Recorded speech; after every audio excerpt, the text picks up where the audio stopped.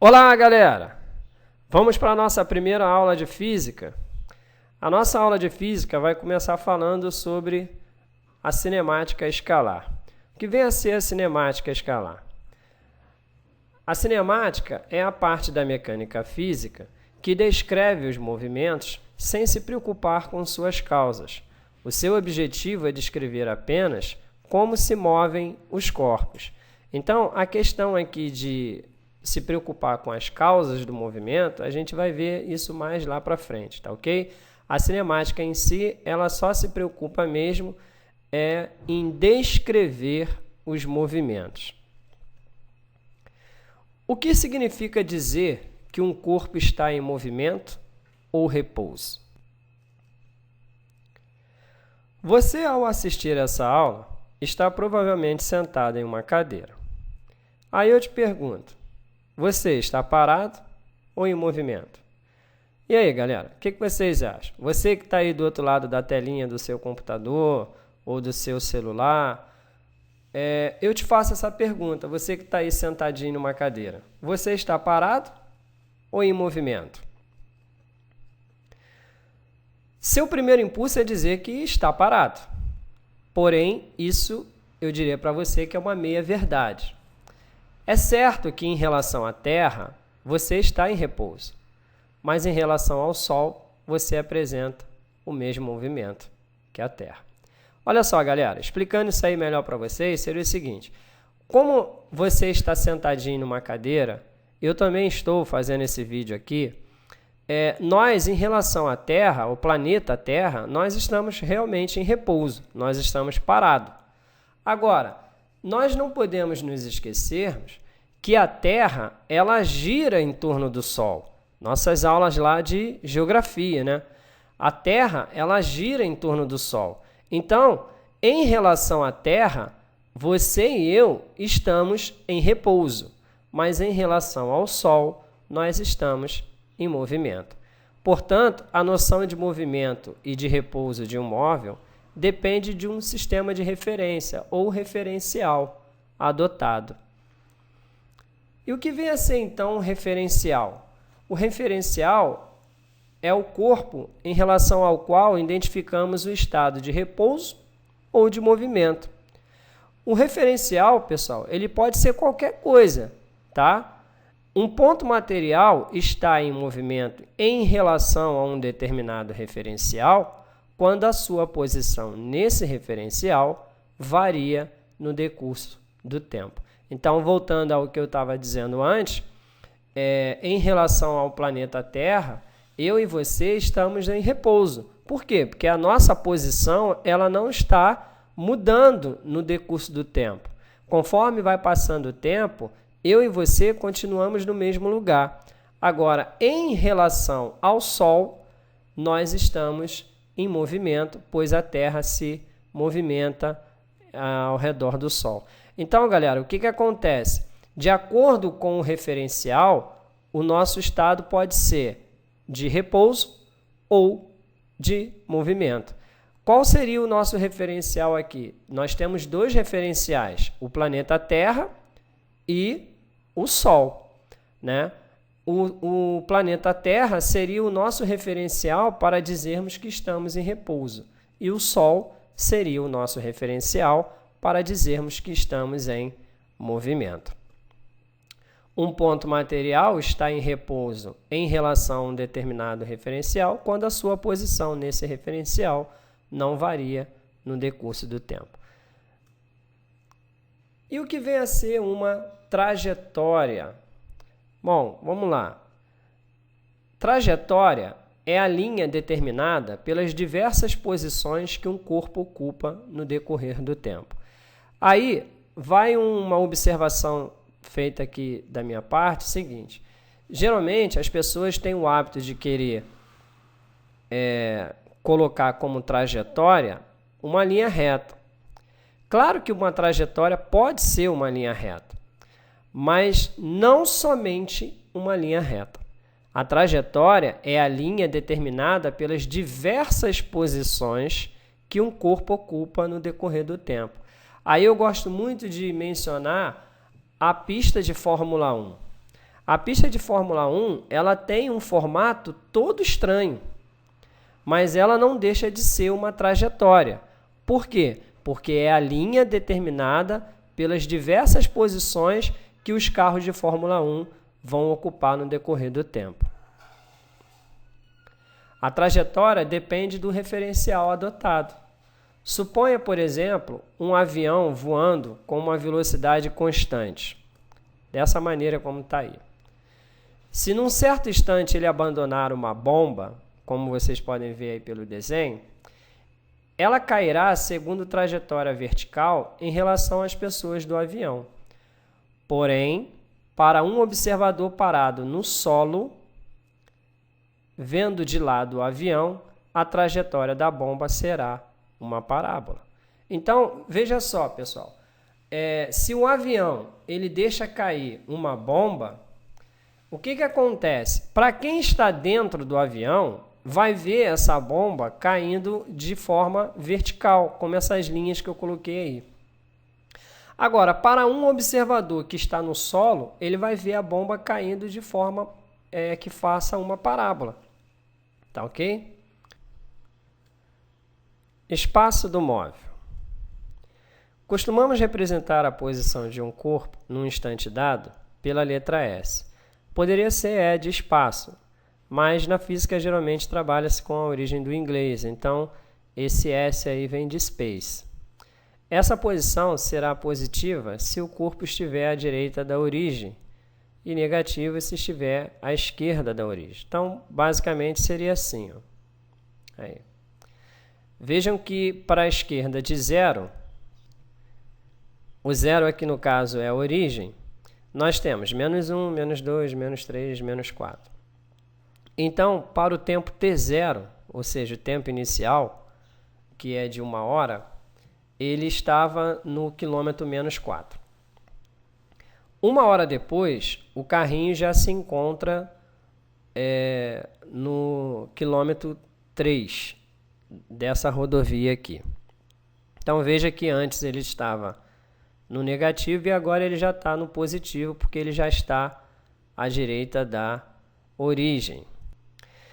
Então, nós temos aqui o seguinte, que para um tempo inicial, chamado de t0, em 1 hora ele estava no quilômetro menos 4, e para um tempo t1, ou seja, 1 hora depois, já ali está marcando 2 horas, né? Ele já está no quilômetro 3.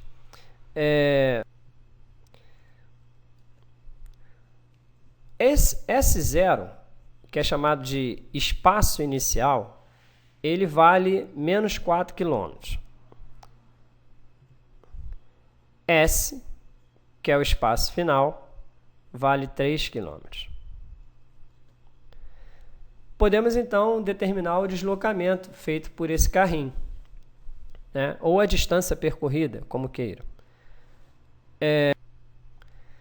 Para sabermos de quanto variou o espaço percorrido pelo carro entre os intervalos t0 e t1, calculamos a diferença entre seu espaço final, S, e o espaço inicial, S0. E aí calculamos pela formulazinha que está aqui embaixo, ΔS igual a S menos S0.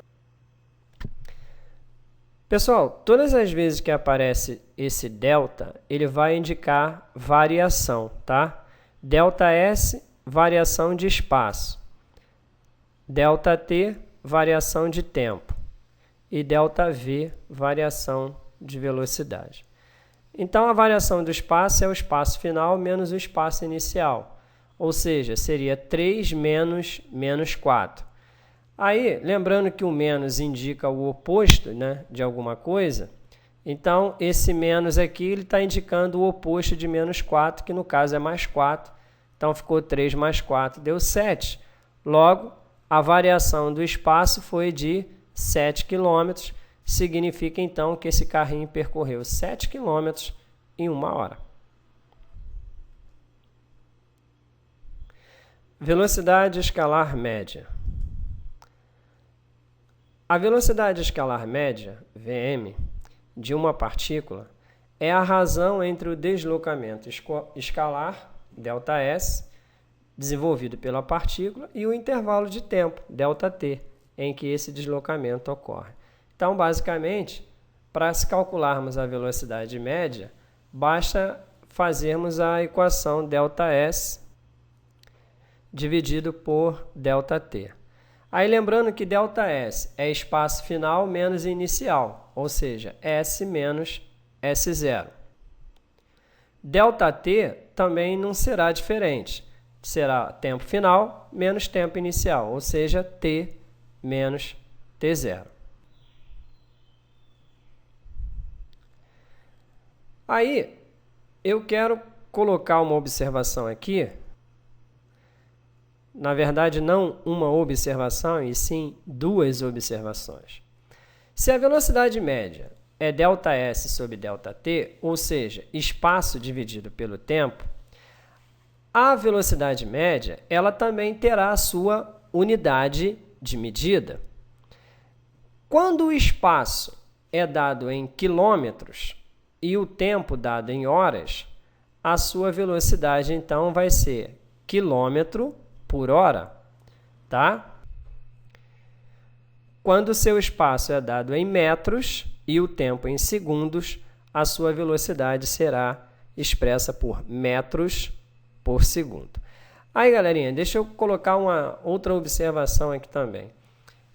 Nos problemas de física, as pessoas possuem o hábito de, quando vão fazer os cálculos de física, confundem muito a física com a matemática. Na matemática, quando você resolve uma equação, por exemplo, de encontre o valor de x, se você encontra lá que o x vale 2, por exemplo, basta você colocar x igual a 2. Na física, isso não existe, pessoal. Quando você vai calcular uma velocidade, por exemplo, de uma partícula, tá? A sua velocidade tem que ser dada à unidade de medida. Ninguém diz que andou de carro, por exemplo, eu andei a uma velocidade 80. Nós geralmente falamos que andamos a 80 km por hora, tá? Então, em física, a unidade de medida ela é estritamente obrigatória, principalmente para você que está aí do outro lado da telinha, estudando para o Enem, que vá prestar vestibular para aquelas universidades que exigem prova discursiva. Se você colocar uma questão de física numa prova discursiva e você não colocar a unidade, você corre um sério risco de perder ponto nessa questão, tá ok? Então, a velocidade ela é dada em quilômetros por hora quando? Quando o espaço é dado em quilômetros e o tempo é dado em horas. A velocidade é dada em metros por segundo quando? Quando o espaço é dado em metros e o tempo é dado em segundos. Aí eu peguei aqui apenas essa razão aqui, quilômetro por hora igual a metros por segundo. E daqui eu vou tirar uma relação, tá? 1 quilômetro eu sei que corresponde a 1000 metros. E que em 1 hora nós temos 3.600 segundos. Vamos cancelar esses zeros aí, né? Esses 2 zeros aqui. Então, ficou que 1 quilômetro agora é 10 metros. É isso aí mesmo que você está vendo. Aí, o que eu fiz? Passei o 36 lá para o outro lado, multiplicando. Então, ficou assim, 36 km por hora é igual a 10 metros por segundo. Eu fiz uma multiplicação cruzada aqui, tá ok? Aí, quando eu faço essa multiplicação cruzada, eu fiquei com 36 km por hora igual a 10 metros por segundo. Eu quero saber quanto vale 1 metro por segundo em quilômetro por hora. Para isso, basta eu dividir o 36 pelo 10, assim. Dividindo 36 por 10 vai dar 3,6. Olha que legal. Nós chegamos à conclusão que 1 metro por segundo vale 3,6 km por hora. Daí a gente pode tirar uma relação aqui, que quando eu quiser passar de quilômetro por hora para metros por segundo, basta eu dividir por 3,6. Por quê? Se 1 metro por segundo, se 1 metro por segundo vale 3,6 km por hora, então 1 km por hora, para eu saber quanto vale em metros por segundo, basta eu dividir por 3,6. E aí o processo contrário seria eu multiplicar por 3,6, ou seja, eu passar de metros por segundo para quilômetro por hora. Então, galera, ficou assim. Para eu passar de quilômetro por hora para metros por segundo, eu vou dividir por 3,6. E para eu passar de metros por segundo para quilômetro por hora, eu vou multiplicar por 3,6. Exemplo 1. Uma questão da FUVEST. Um avião vai de São Paulo a Recife em 1 hora e 40 minutos. A distância entre essas cidades é de aproximadamente 3.000 km. Letra A. Qual a velocidade média do avião? Letra B. Prove que o avião é supersônico, sabendo que a velocidade do som no ar é de 340 metros por segundo. Então, vamos lá para a solução desse problema. Solução. Nós temos um espaço percorrido que é de 3.000 km, que é a distância entre São Paulo e Recife. E o tempo gasto, que foi de 1 hora e 40 minutos. Como nós vimos no exemplo anterior, quando o espaço ele é dado em quilômetros, o tempo ele tem que ser dado em horas. Então, eu preciso converter esses 40 minutos que estão ali para hora. E aí, como é que eu vou fazer isso? Simples. Nós vamos fazer aqui uma regra de 3 simples, em que sabemos que 1 hora possui 60 minutos e 40 minutos possui x horas. Já dá para a gente cancelar os zeros. E 6 e 4 podemos simplificar, ou seja, ambos podemos dividir por 2. Então, vai dar 3 em cima e 2 embaixo. Aí, basta agora multiplicarmos cruzado. Então, vai ficar assim, 3x igual a 2, x igual a 2/3 da hora. Então, significa que 40 minutos corresponde a 2/3 da hora. E agora, para eu saber qual foi o tempo gasto dado em horas, basta eu pegar esses 2/3 e somar com aquele 1 que está ali em cima. Aí você pode fazer o MMC ou você pode fazer isso aqui. Repete o denominador embaixo, o 3, né? E faz isso. 3 vezes 1, 3, mais 2, 5. Então, vai dar 5/3 da hora. Então, o tempo gasto para andar de São Paulo até Recife foi 5/3 da hora. Agora, precisamos calcular a velocidade média, que é o espaço dividido pelo tempo. Então, seria, no caso, 3.000 km dividido por 5/3 da hora. Olha, isso daí é uma divisão entre frações. Devemos repetir a primeira e multiplicarmos pelo inverso da segunda. 3.000 dividido por 5 vai dar 600. E esses 600 a gente multiplica por 3, que vai dar, no caso, 1.800 km por hora. Então, a velocidade do avião foi de 1.800 km por hora. Agora, a pergunta da letra B era saber se o avião era supersônico. Para que eu saiba se ele é ou não supersônico, eu preciso de um parâmetro. E esse parâmetro é justamente a velocidade do som. E a velocidade do som, ela vale 340 metros por segundo. Então, se a velocidade do avião ultrapassar 340 metros por segundo, esse avião pode ser considerado supersônico. Então, galerinha, eu preciso converter essa minha velocidade aí, pois ela está em quilômetros por hora. Eu preciso passá-la para metros por segundo. E como nós vimos anteriormente, para eu passar de quilômetro por hora para metros por segundo, basta eu dividir por 3,6. E aí, fazendo essa divisão, nós vamos encontrar para a velocidade média 500 metros por segundo.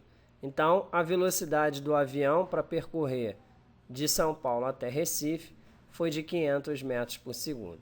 Logo, nós podemos considerar que esse avião ele é supersônico, pelo fato que a sua velocidade ultrapassa 340 metros por segundo.